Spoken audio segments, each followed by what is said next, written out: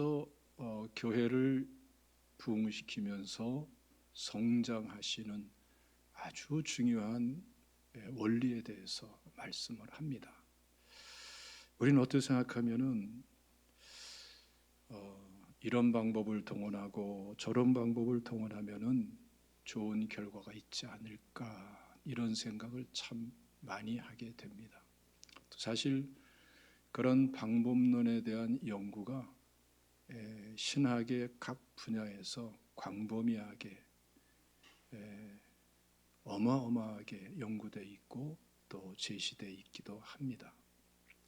그러나 결국은 하나님 말씀으로 돌아가야 되고, 하나님 말씀으로 돌아가면은 하나님께서 우리에게 허락하시는 중요한 말씀이 있고 그 말씀의 원리와 방법이 있습니다. 그리고 하나님 말씀에 입각한 진정한 부흥과 성장은 하나님이 이루시는 거예요. 그래서 우리는 우리 모든 주의 몸된 교회의 지체들인 우리 모든 성도님들이 정말 진정한 부흥이 심령에서부터 일어나고 관계 속에서 복음이 실현되면서 일어나고 또 우리를 통해서 주변 사람들이 구원받고 예수 그리스도의 제자로서 성장하며 정말 주님 나라 천국 복음을 실현해 가는 이러한 놀라운 일을 위해서 이번에 피택받으시는 분, 피택되신 분들, 또 이미 하나님께 직분자로 세우신 분들이 오늘 말씀을 중심으로 해서 분명한 직분 의식, 또 직분자로서의 분명한 지침을 갖고 함께 축복되게 신앙생활하며 직분을 감당하며 하늘의 상급을, 하늘의 면류관을 준비해 가는 우리 모두가 되기를 주님의 이름으로 축원합니다. 오늘 이 말씀과 관련해서 고린도전서 3장 말씀 보면은 우리가 꼭 붙잡아야 될 말씀이 있습니다. 3장 6절과 7절을 다 같이 읽겠습니다. 시작. 나는 심었고 아볼로는 물을 주었으되 오직 하나님께서 자라나게 하셨으니 그런즉 심는 이나 물 주는 이는 아무것도 아니로되 오직 자라나게 하신 이는 하나님 뿐이니라. 자, 자라나게 하는 분은 누구예요? 하나님이시다. 이거는 인간이 못하는 거예요. 식물 하나 자라나는 것도 우리 인간이 못해요. 근본적인 것은 하나님이 하셔야 돼요. 교회가 부흥하고 성장하고 예수 믿고 구원받고 구원받은 성도들이 주님의 참된 제자로 자라나는 것은, 그 자라나는 것 자체는 인간이 할 수 있는 영역이 아니고 오직 하나님만이 하시는 거예요. 그 인간이 하는 게 뭐냐? 심고 물을 주고 적절하게 햇빛을 받게 하고 또 비료도 주고 신선한 공기가 흐르게 해주고, 이렇게 돌보는 것, 가꾸는 것은 우리 인간에게 맡겨주셨고 근본적으로 자라나게 하시는 것은 하나님만이 하실 수 있는 거예요. 그리고 오늘 본 말씀 보면은 이 원리가 분명하게 구체적으로 적용되면서 우리가 할 일이 무엇이며 또 하나님이 하시는 일이 무엇인가라는 것을 말씀하고 있습니다. 먼저 우리가 할 일을 명확하게 하면은 하나님은 어떤 일을 하시는가, 우리 7절 말씀을 보면은 잘 알 수 있어요. 우리 7절 다 같이 읽어보겠습니다. 시작. 하나님의 말씀이 점점 왕성하여 예루살렘에 있는 제자의 수가 더 심히 많아지고 허다한 제사장의 무리도 이도에 복종하니라. 하나님은 어떻게 하세요? 말씀이 점점 왕성하여. 왕성하여 참 특이하게 번역을 해요. 말씀이 막 왕성해졌다는 거예요. 이거는 막 말씀이 자라나고 성장하고 증가하고 원래 이런 뜻인데 우리 쉽게 말하면 말씀 부흥이 일어나더라는 거예요. 하나님은 우리 직분자들이 직분을 성경 말씀 그대로 잘 감당하면은 말씀 부흥이 일어나게 하시는 분이세요. 우리 심령에서, 우리 삶에서, 우리 만남 속에서, 우리 생활 속에서 엄청난 축복인 것이죠. 또 한 가지는 제자의 수가 더 심히 많아지게 하고, 그러니까 예수 믿고 구원받는 사람들이 그냥 엄청나게 막 일어나게 되고 예수 믿는 족족 이른 양 되는 것이 아니라 주님의 제자로서 잘 알차게 성장하는, 그러니까 전도와 양육의 열매가 풍성하게 맺어지게 되는 일을 누가 하세요? 하나님이 하시더라고요. 하나님이. 그래서 직분자가 어떻게 직분을 감당하느냐 굉장히 중요한 것이죠. 더 나아가서는 허다한 제사장의 무리도 이 도에 복종하니라. 이 시점에서의 제사장들은요, 기본적으로 율법주의자예요. 더군다나 지금 이때는 헤롯이 통치하는 시대고, 헤롯은 하나님께서 명한 대로 제사장들을 세우지를 않았어요. 하나님께서 명한 대로 아론의 계보를 통해서 제사장들도 세웠지만 자신의 정치적인 목적으로 자신의 입장에서 편리하게 움직여줄 또 다른 제사장들을 세웠어요. 그러니까 지금 제사장들은 율법주의와 정치꾼이 되어 있는 거예요. 근데 이런 사람들이 하나님의 말씀에 순복하며 돌아오는 엄청난 역사가 일어났다는 거예요. 그러니까 하나님이 하시면은 역사는 일어납니다. 그래서 우리는 내 방법을 취할 것이 아니라 하나님의 방법을, 내가 앞장서는 것이 아니라 하나님이 앞장서서 이루시는 원리를 우리가 잘 분별하고 그 믿음으로 나가야 될 줄로 믿으시기를 축원합니다. 그래야 부흥도 단순 숫자 부흥이 아니고 진정한 부흥,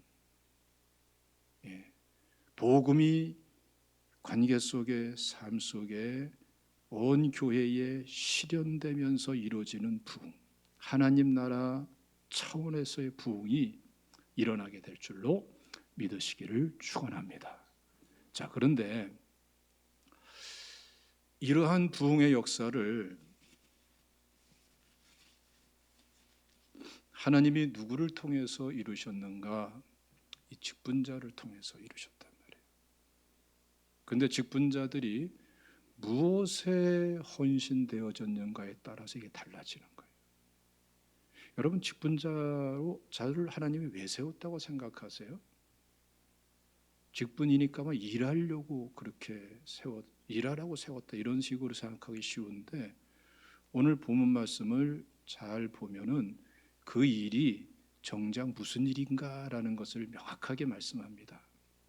이게 바로 직분자를 세우는 하나님의 뜻이에요. 1절 다 같이 읽겠습니다. 시작. 그때에 제자가 더 많아졌는데 헬라파 유대인들이 자기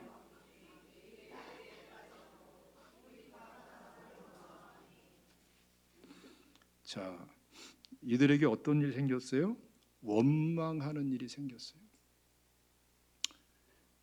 이 뜻은 어떤 뜻이냐면은 원망, 불만, 불평, 그 또 한 가지 뜻이 담겨 있어요. 소곤소곤 되는 거. 되게 원망, 불평할 때 어떻게 해요? 1차적으로 소곤소곤하죠. 예, 그렇죠? 이게 다 관련된 거예요. 그래서 장로님이 그랬대. 그랬어. 권사님이 이랬대. 그랬어. 그런 말은 조그맣게 얘기해도 귀가 그냥 솔깃해가지고 이게 또 삽시간에 파져나가니까 우리 속담에 그런 말이 있잖아요. 발 없는 말이 천리 간다. 그러니까 발 있는 말은 천리 가는 게 엄청 어려워요. 근데 발 없는 말은 천리가 하는 게 삽시간에 순식간에 가버려. 이게 바로 수근수근거리면서 원망 불평하는 것. 그런데 왜 직분자를 세웠느냐? 바로 이 원망 불평 수근수근하는 소리를 없애기 위해서, 그걸 없이 하기 위해서, 그런 일이 생기지 않도록 직분자를 세운 거예요. 그런데 정작 우리는 어떻게 직분을 감당하죠? 참 희한하게도 정말 순전한 믿음으로 잘 섬기던 그러한 성도님들도 직분을 받으면 그때부터 자꾸 문제에 뛰어들어. 없는 문제 막 만들어내는 게 아닌가 싶을 정도로 이 문제에 뛰어들고 저 문제에 떠들고 문제마다 쫓아다녀. 예? 그러면서 이런 불평에 휩쓸리고 저런 불평에 휩쓸리고 마치 그게 하나님께서 맡겨준 일인 것처럼, 내가 거기 뛰어들어서 같이 원망하고 같이 불평하고 같이 수근수근해 가서 해서 뭐가 해결되는 것처럼, 그러다 보니까 원망 불평이 자꾸 더 커져요. 저 커지고 확산되고, 그러면서 자기도 상하고 다른 사람도 상하고 다른 사람도 실족하고 나도 실족하고, 이런 착각 아닌 착각에 빠져버리는 경우가 비일비재한 거죠. 그러면서 이게 하나님의 일인 것처럼. 제가 물어볼게, 대답해 보세요. 속으로 대답하세요. 그런 적 있어요, 없어요? 아유, 조용하시네요. 눈치가 빠르시고, 아유, 처신을 잘하세요. 많았어요, 적었어요? 조용히 속으로 대답하세요. 조용히. 근데 문제가 뭐냐면은, 이러한 증상은 권사님에게도 얼마든지 일어나고, 집사님에게도 일어나고, 장로님들도 일어나고, 성가대원들에도 일어나고, 여기선 할렐루야에 돌아가면은 원망 불평 빠지기 솔직히 쉬워요, 안 쉬워요? 비밀이네요. 예. 근데 놀랍게도 목사님들도 빠지기 쉬워요. 다시 말하면 이거는 보편적인 문제예요. 인간 죄성의 문제예요. 원망 불평 수군거리면 가만둬도 하는 거예요. 가만둬도. 막 잡초가 그냥 내둬도 막 자라나듯이 자라나게 되어 있는 거예요. 그런데 이것 때문에 많은 사람들이 실족하고 잃은 양이 되고요. 이것 때문에 구원받고 주님께 돌아올 사람들이 구원받지 못하고요. 그래서 엄밀히 따져오면은 한번 생각해 보자고요. 여러분들 주변에 있는 사람들, 잃은 양들, 저 사람 예수 믿어야 되는데 왜 저렇게 못 돌아오나, 그렇게 걱정하는 분들 생각해 보세요. 내가 쏟아놓은 불평, 불만, 원망, 수군거림이 그들에게 장애가 되고 있지는 않았는지 생각해 봐야 되는 거예요. 우리는 아차하면은 가족이라고, 남편이라고, 아내라고, 자녀라고, 부모라고 원망 불평을 쉽게 쏟아놓고 쏟아놓아야지 된다고, 그래도 괜찮다고 생각하고 그냥 막 쏟아놓기가 쉬운데, 돌이켜보면은 어느새 잃은 양이 돼 있고 주님께 돌아오지 못하는 벽이 쳐져 있고 마음이 닫혀 있고, 100% 그런 것은 아니지만 이런 경우가 너무나 많다 이거예요. 그러면서 우리 속에는 그래요. 나는 하나님의 일을 했어. 합리화시켜. 나는 옳은 소리를 했을 뿐이야. 합리화시켜요. 정당화시켜요. 여러분, 그런데 생각해 보세요. 한 영혼이 지옥 가는데, 한 영혼이 실족하는데, 실족하게 하는 죄가 얼마나 끔찍한 죄인지 차라리 연자맷돌을 목에 걸고 바다에 던져지는 것이 낫다고 말씀하시는데, 불평, 원망, 그게 어떻게 옳을 수가 있어요? 한 영혼을 지옥 보내고 실족시키는데 내 말이 어떻게 옳은 말이 될 수 있어요? 그런 말은 옳은 말이 아니에요. 살리는 말이 옳은 말이에요. 영혼 구원시키는 말이 옳은 말이에요. 그게 복음이에요. 잃은 양이 돌아오게 하는 말이 옳은 말이에요. 내 말을 들으면 치유되고 회복되는 말이, 그 말이 옳은 말이에요. 비성경적이라는 게 문제예요. 합리적으로 논리적으로 명분을 삼아서 당위성을 논하면서 얼마든지 얘기할 수 있는 게 인간이에요. 그러나 진짜 옳은 말은 한 영혼이 구원받게 하는 말이 옳은 말이고, 잃은 양이 돌아오게 하는 말이 옳은 말이고, 구원받은 영혼이 자라나게 하는 말이 옳은 말이고, 하나님은 이런 말을 하는 사람을 통해서 부흥과 성장을 이루시고 축복과 영광을 받으시고 멸류관 쌓게 하시는 분이세요. 믿으시면 아멘 하시기 바랍니다.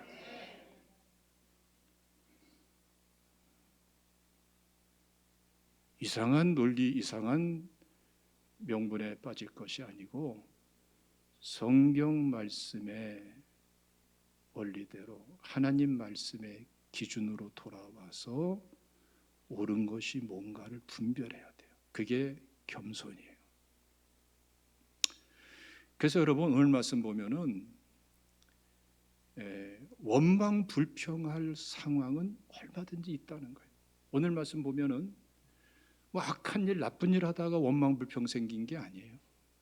구제하고 식사 대접하고 돕고 섬기는데 선한 일을 하는데 원망 불평이 터진 거예요. 왜? 거기서 어떤 사람들이 있어요? 사람이 하는 일에 완벽이 없다 보니까 헬라파 유대인 과부들이 거기서 빠지게 됐단 말이에요. 그러니까 그쪽에서 원망 불평하게 되죠.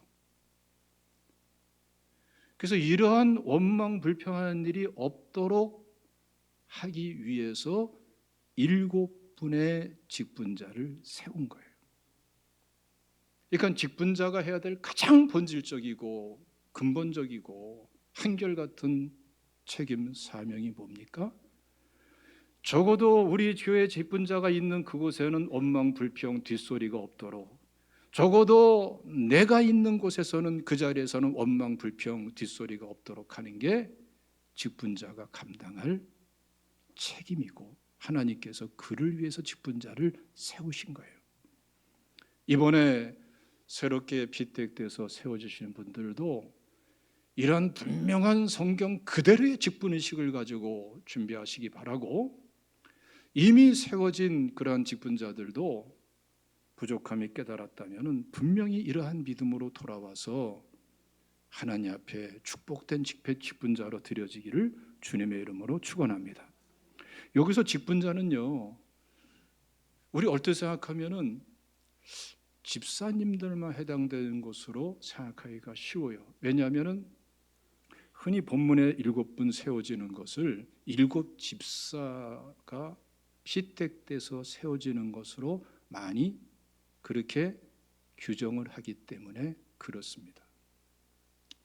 그 말에도 상당히 일리가 있어요. 왜 집사라고 그러느냐? 전체 내용이 섬기는 일이고 봉사하는 일이기 때문에. 그리고 결정적으로는 2절 말씀 보면은 이런 말씀이 있죠. 접대를 일삼는 것이 마땅하지 아니하니라. 이 접대라는 것은 섬기고 식사를 베풀고 뭐 이러한 음식을 나누고 식탁을 준비하고 이러한 내용이에요. 그런데 그 다음에 일삼는 것이라는 말은 디아코네오라는 말, 섬기는 일, 봉사하는 일. 이게 동사형인데 이게 명사가 되면은 디아코노스 그럽니다. 그러면은 집사가 돼요. 그래서 디모데전서 3장 8절에는 집사라고 번역을 했어요. 그러니까 7 집사가 세워졌다는 얘기를 일반적으로 하는 거예요. 그 말이 틀렸다고 굳이 말할 필요는 없어요. 그 의미가 담겨 있기 때문에. 그러나 분명한 이 본문의 뜻은 집사만을 국한해서 말씀하는 것은 아니에요. 그 직능 자체가 섬기고 봉사하는 직능은요, 집사만 하는 일이 아니에요. 식사를 대접하고 섬기는 일, 이것도 집사님들만 하는 게 아니에요. 장로님도 할 수 있고, 목사님도 할 수 있고, 권사님도 할 수 있고, 소리집사님도 할 수 있고, 성가대원도 할 수 있고, 찬양팀도 할 수 있고, 그렇죠? 주일학교 교사도 할 수 있고. 사실은 모든 직분은 섬기는 직분이에요. 그렇기 때문에 집사님들에만 해당되는 것이라 생각하면 상당히 말씀을 제한하게 됩니다. 사실은 모든 직분자가 섬기는, 사랑으로 겸손하게 섬기는데 무엇에 초점을 두고 섬겨야 되겠어요? 이 직분자를 뽑은 이유가 뭐라고요? 사람이 불완전하기 때문에, 완벽할 수 없기 때문에 원망, 불평, 뒷소리가 나올 수 있는 게 사람들이 모인 곳이란 말이에요. 교회도 거기에서 예외가 될 수가 없단 말이에요. 원망, 불평, 뒷말은 있을 수 있는데 그것이 안 생기도록 하기 위해서 모든 직분자들을 세운 거예요. 믿습니까?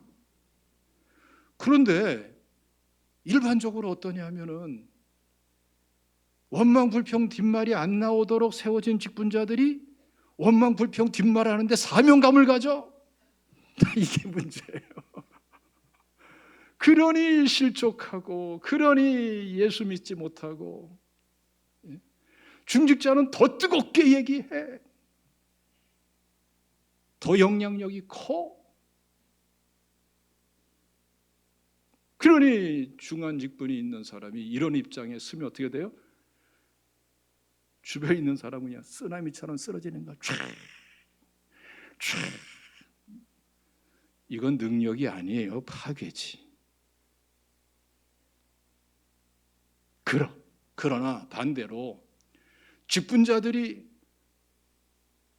원망이, 불평이, 뒷소리가 나올 수 있는 그 상황은 분명하게 끊임없이 일어나지만 직분자들이 있는 그 현장에서 그 문제가 해결되고 원망, 불평, 뒷소리가 아니라 감사가, 격려가, 찬송이, 믿음이 나눠지게 하면은 어떤 역사가 일어나요? 야, 하나님께서 막 자라나게 하는 역사, 말씀이 부흥 일어나게 하는 역사, 허다한 제사장들이 돌아오게 하는 역사, 구원받은 영혼들이 돌아오고 주님의 제자로 막 성장하는 역사, 진정한 부흥과 성장이 일어나게 하시는 분은 하나님이시란 말이에요. 있습니까? 그러니 여러분, 직분자들이 원망, 불평, 뒷소리 하는 사나 거기에 앞장서느냐, 아니면은 원망, 불평, 뒷소리를 해결해주고 오히려 감사 찬양으로 서로 격려로 믿음의 자세를 바꿔주게 하느냐, 이거에 따라서 교회는 어떤 교회가 되느냐 결정짓게 되는 거예요. 이 부분에 대해서 여러분 명확하게 말씀 그대로 믿음을 가지시기를 주님의 이름으로 축원합니다. 그래서 오늘 이 시간부터 7월 5일 날 임직 예배 때까지 픽택 되신 분들 철저히 이것을 준비하시고 또 이미 직분자로 세우신 분들도 함께 준비하면서 정말 축복된 교회로서 또다시 도약하고 출발할 수 있는 7월 5일이 되기를 주님의 이름으로 축원합니다. 여기서 참 의미 있는 것은 7분의 이렇게 세워지는 직분자에게 3가지 조건을 딱 제시합니다.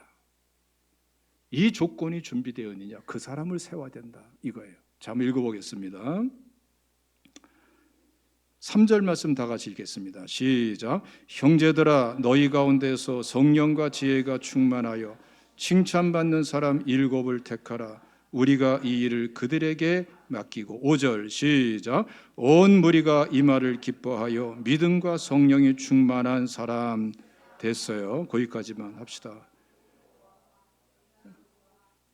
계속 이래도 우리는 원망불평하지 않고 은혜롭게 세워가는 직분자가 될 수가 있습니다. 세 가지인데 성령 충만, 믿음 충만, 지혜 충만. 이 세 가지가 준비된 사람이 누구냐? 그 사람을 세워야 된다라고 7명의 준비된 사람을 세운 거예요. 근데 이 직분자는 왜 세웠다고요? 원망 불평 뒷소리가 없도록 하기 위해서 직분자를 세우는데 성령 충만, 믿음 충만, 지혜 충만, 이 사람을 선발하게 된 거예요. 그러니까 원망 불평 뒷소리 이거는 가만둬도 하게 돼 있어. 가만둬도 잡초는 자라나 잡초는 자라나고 씨 안 뿌려도 잡초는 자라나. 맞죠? 여러분들 가만히 있으면 다 원망 불평한 자가 돼버려. 몇 년 믿었고 상관이 없어.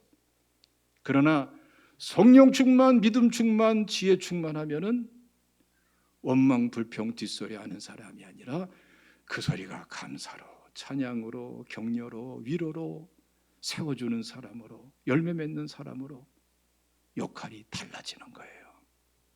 그래서 직분자들은 뭘 준비해야 되느냐? 충만을 준비해야 돼. 우리 옆 사람과 서로 격려합시다. 충만합시다. 여러분, 성령 충만은 어떻게 될까요? 성령 충만을 어떻게 받을 수 있냐? 이거 복잡하게 접근하면 굉장히 복잡해요. 이거 같기도 하고 저 같기도 하고. 그러나 성경적으로는 간단해. 회개하고 말씀으로 돌아오면은 성령 충만은 자연스럽게 일어나요. 성령 충만은요, 우리가 못해요. 그러나 하나님의 뜻이에요. 오직 성령으로 충만함을 받으라. 하나님께서는 성령 충만을 받으라고 명령까지 하셨어요. 이미 다 허락된 거예요. 이건 우리가 선택하게 돼 있는 거예요. 뭘 선택합니까? 회개하고 말씀으로 돌아오는 것을 선택만 하면은, 그리고 실천만 하면은 성령 충만은 자연스럽게 자꾸 임하는 거예요. 믿습니까? 그럼 죄에서 자유케 되고 성령의 9가지 열매가 맺히고 하나님께서 필요한 대로 은사도 주시고 은혜를 넘치도록 주시는 줄로 믿으시기를 축원합니다. 성령 충만한데 남 탓할 것 하나도 없어요. 철저하게 회개하고 말씀에 순복하는 믿음으로 나가면은 성령 충만은 자꾸 더하게 되는 거예요. 이걸 누리시기를 주님의 이름으로 축원합니다. 믿음은요, 믿음은 들음에서 나며 말씀을 들어야 믿음이 주어지는 것도 맞습니다. 그런데 그거는 일시적인 믿음이 될 수가 있어요. 내게 주어진 은혜와 믿음을 통해서 기도 생활, 말씀에 순종하는 생활, 찬양하는 생활, 예배하는 생활을 통해서 하나님과 자꾸 시간을 가지셔야 돼요. 하나님과의 시간을 통해서 전인격적인 믿음이 다 뿌리를 내리게 되고요. 일시적인 믿음이 아니라 정말 하나님께서 들어쓰시고 신뢰하는 믿음으로 우리의 믿음이 자꾸 새로워지는 거예요. 하나님은 그 믿음을 기뻐하시고 들어쓰시는 줄로 믿으시기를 축원합니다. 할렐루야. 그래서 평소에 하나님을 사랑하고 하나님을 좋아하고 하나님과 함께하는 것을 기뻐하고, 그래서 기도, 말씀, 예배 생활이 자꾸 사모하게 되고, 아까 이렇게 성전 들어오려고 엘리베이터를 탔는데 최추님 우리 권사님 우리 교회 이쪽으로 이사 오셔서 등록하신 지 얼마 안 되죠. 1층에서 타시더라고요. 그래서 어서 타시라고. 근데 하시는 말씀이 아이고 교회 오는 게 얼마나 좋은지 몰라요. 일주일 내내 교회 오는 게 기다려져요. 내 심령이 부흥이 됩니다. 할렐루야. 그거 굉장히 축복된 거예요. 이미 하나님과의 관계에서 감히 그렇지 않은 사람이 뛰어넘을 수 없는 믿음이 그 자리에 그 심령에 있는 거예요. 자꾸 이런 믿음 유지하시기를 주님의 이름으로 축원합니다. 그런 가운데 믿음이 축복된 믿음으로 능력 있는 믿음으로 연결어 가는 거예요. 할렐루야. 지혜는 어떻게 이루어질까요? 지혜는 구하세요. IQ 자랑하지 말고 지혜를 구하세요. IQ 탓하지도 말고 지혜를 구하세요. 어떤 분은 내가 IQ가 이 정도인데 이런 분도 있을 수가 있고 아이고 나는 2자리인데 이런 분도 있을 수가 있는데 괜찮아요. 살아보니까 괜찮고 말씀 보니까 괜찮더라고요. 지혜는 하나님께 구해서 받는 게 진짜 축복된 지혜예요. 할렐루야. 네. 아무리 기가 막힌 방법이면 뭐합니까? 넘사벽이면 뭐합니까? 하나님이 축복하셔야지 지혜지. 믿습니까? 축복하지 않으면 IQ가 필요 없어. 그러나 축복하면 현찮아 보여도 축복이 쏟아지는데 어떡할 거요? 이삭이 그런 사람 아니에요? 농사 질 줄 모르는 사람이 불의 땅에 가서 농사를 졌더니 100배의 수확을 거둬버려. 축복하는데 어떡할 거예요? 블레셋 왕이 와서 사정하는 거예요. 우리랑 화친조약을 맺자고. 세상 없어도 축복받는 사람은 당할 재간이 없어요. 지혜는 구하면 주시는 거예요. 자, 읽어봅시다. 야고보서 1장 5절부터 8절까지 다 같이 읽습니다. 시작. 너희 중에 누구든지 지혜가 부족하거든 모든 사람에게 후히 주시고 꾸짖지 아니하시는 하나님께 구하라. 그리하면 주시리라. 오직 믿음으로 구하고 조금도 의심하지 말라. 의심하는 자는 마치 바람에 밀려 요동하는 바다 물결 같으니 이런 사람은 무엇이든지 주께 얻기를 생각하지 말라. 두 마음을 품어 모든 일에 정함이 없는 자로다. 보세요. 지혜가 부족하면 구하라. 꾸짖지 않고 하나님은 후히 주신다. 아멘.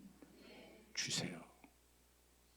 그러니까 내가 이게 부족하니 환경이 어쩌니 그런 소리 그만하고 지혜를 구하세요.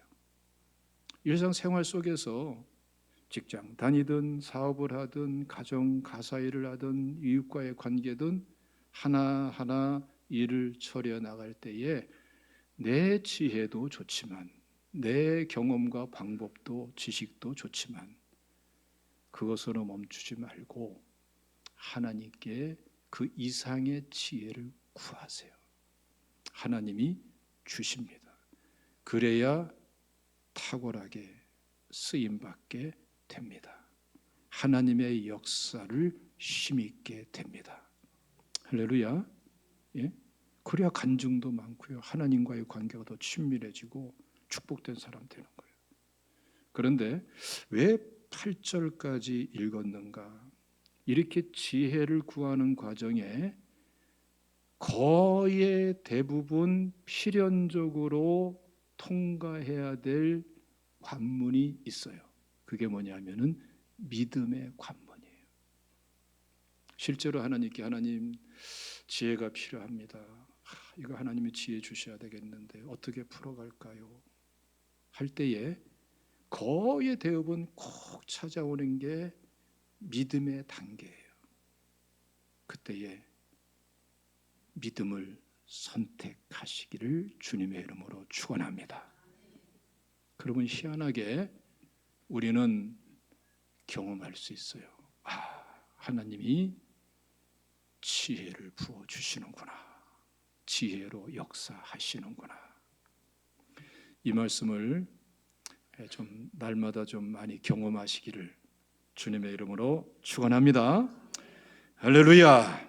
그래서 신앙생활이 흥미진진하고 재미난 거예요.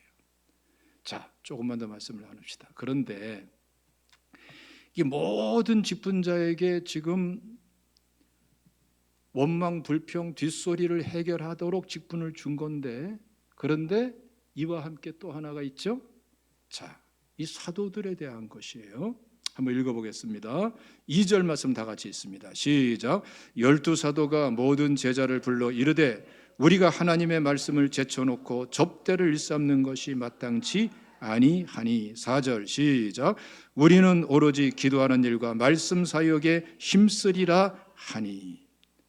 그러니까 사도들이 성령 충만해서 영혼 사람만 뜨거워서 하나님에 대한 열정이 있어서 이 일도 하고 저 일도 하고 열심히 하다 보니까 12명의 사도인데도 불구하고 뒷감당이 안 돼요. 그러다 보니까 원망 불평이 한쪽에서 생겨나요.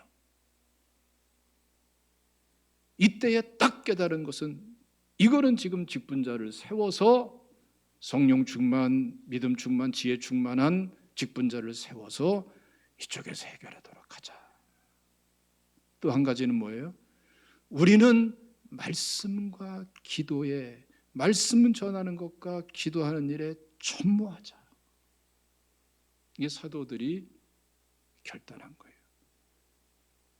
사도들도 물론 원망 불평 뒷소리 안 나도록 역할을 잘 감당하지만 그것으로 끝나지 않고 말씀 기도에 전무하는 거예요. 오늘날 우리 교회로 말한다면은 이 역할을 할 사람들이 누구예요? 목사님들이죠. 저를 비롯해서. 저를 비롯해서 우리 목사님들은 뭐에 전무해야 되느냐? 기도하는 일과 말씀 전하는 일에 전무해야 돼요. 거기에 헌신해야 돼요. 이게 여러분 사실은 중노동 중에 중노동입니다. 이해하세요? 이해하기 어려울걸요? 여기에 전무해야 돼요. 오늘날에 한국 교회를 비롯해서 이 시대 교회에 가장 심각한 게 뭐냐 하면은 목회자들이 기도가 약해지고 말씀이 약해지는 거예요. 얼마 전까지만 하더라도 실제로 여러분 제 주변에서도 그런 문제가 일어난 내가 아는 분들도 있습니다. 인터넷에서 설교를 카피해가지고 그대로 주일 설교해서 구설수에 오르고 예화를 사용하는데 자기 예화가 아닌데 자기 예화한 것처럼 그렇게 예화를 사용해서 뒷말이 돌고 요즘은 AI가 있어서 딱 치면 설교가 쫙 나와요. 해보니까 나오더라고. 그 얼마나 설교 준비가 쉬운지 몰라. 예? 룰루랄라야. 예? 논문도 나오는데 무슨 뭐 리포트 과제도 나오는데 이 설교가 왜 안 나와? 쫙쫙 나와요. 근데 그게 함정이고 그게 사실은 망조예요. 그거 뽑아가지고 설교하는, 그래서는 안 되는 거죠.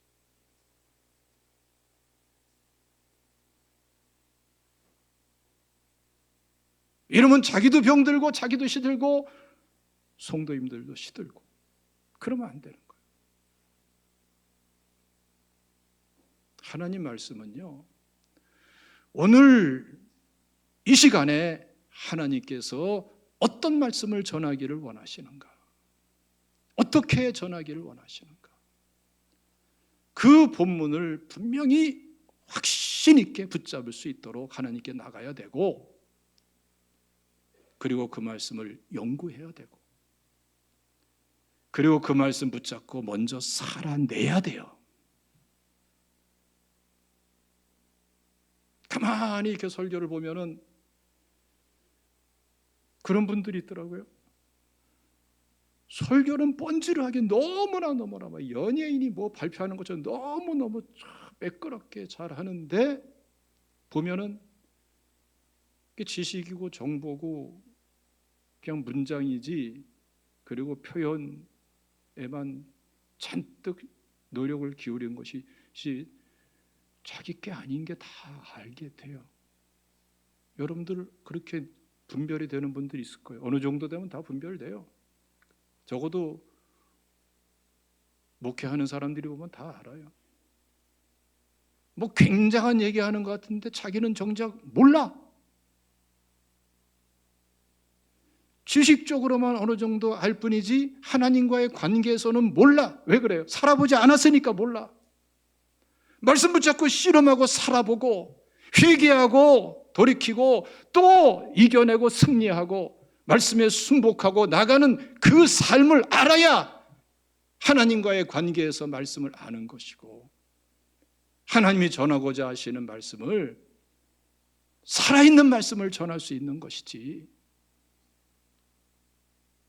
남의 것, 자료 모은 것, 살아보지 않은 것, 내 경험도 없는 것, 내가 기도해보지도 않은 것, 내가 순종해보지도 않은 것, 하나님과 관계에서는 무지하기 짝이 없는 상태에서 하나님 말씀을 전하겠다고 하니, 그러니 뭐가 되겠어요? 다 죽는 거예요. 그러면 목회자는 죽었다 깨어나도 기도고 죽었다 깨어나도 말씀이에요. 이거 하기 싫으면 그만둬야 돼. 맞아요, 안 맞아요? 여러분들이 다 맞지 않다 그래도 맞는 거예요. 이거 하기 싫으면 그만둬야 돼. 목회자는 죽거나 사나 기도해야 되고, 죽으나 사나 말씀 붙잡고 씨름해야 되고, 말씀 붙잡고 기도해야 되고, 말씀 연구하면서 자기 자신을 바쳐야 되는 거예요. 그렇게 해서 해산에 있는 말씀을 나누고 전해야지. 지금 이 사도들이 12명이나 되지만 이래서는 안 되겠다. 우리가 기도가 약해졌다. 말씀이 약해졌다. 하나님과의 시간이 관계가 약해졌다. 이래서는 죽은 말씀이 되겠다. 이러니 교회가 자꾸 원망 불평이 생기지. 이래서는 안 되겠다. 기도하는 일과 말씀 전하는 일에 우리는 전무해야 된다. 여기에 헌신하는 이 사도들의 모습을 우리가 볼 수가 있어요. 이게 말씀 사역자의 필연적인 자세인 것입니다. 여러분, 이렇게 모든 직분자들이 원망, 불평, 뒷말 이런 거 생기지 않도록 자기가 있는 위치에서 그 역할을 해낼 때, 사도들은 한 걸음 더 나가서 기도와 말씀에 전폭적으로 헌신할 때 하나님은 어떻게 하셨어요? 7절 말씀을 이루시더라 이거예요. 이게 성경적인 하나님이 이루시는 하나님의 뜻의 방법에 맞는 진정한 축복된 부흥의 열매인 줄로 믿으시기를 축원합니다. 7절 말씀 읽고 마치겠습니다. 다 같이 시작. 하나님의 말씀이 점점 왕성하여 예루살렘에 있는 제자의 수가 더 심히 많아지고 허다한 제사장의 무리도 이 도에 복종하니라. 아멘. 기도하겠습니다. 감사하신 주님.